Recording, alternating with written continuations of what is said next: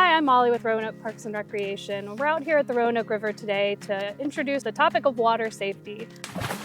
Swiftwater rescue calls are one of the most dangerous things that our fire and EMS department does. So obviously if we can teach the safety and get ahead of safety for the recreational users out here, reduces call volume, reduces the risk to our people and to the general community that may come to help someone that's in danger in the water. What are some of the concerns that you see that people might encounter on the river, things that they might not be expecting that could pose a danger to them?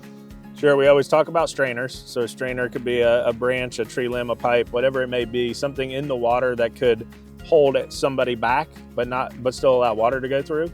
And so those create real big problems. Then of course there's sharp objects in the water. There's any number of things that you could imagine in the water. So we want to talk about those safety items that you could wear when you're in the water. What are some of those pieces of gear you want to keep in mind when you're coming? Well, one of the things we talk a lot about is a PFD, a flotation device that you can wear and you probably should wear, especially you want to consider that for young children. Even if you feel like they're a great swimmer, you still want to have a PFD available. If they're on any kind of kayak or canoe, definitely have to be in a PFD. For more aggressive kayakers, oftentimes you'll see them wearing a helmet, and that's not a bad idea, especially in a river like this where there's a lot of rocks and debris. You might fall, tip, and hit your head, so a helmet is not a bad idea. And finally, a good pair of water shoes or water boots, something to that effect, so that you're not slipping and falling or stepping on glass or any other object in the water that can cut your feet. What are some things people can do to prepare before they come visit the Roanoke River? Well, I think first is you want to check weather. Second is let people know where you're going.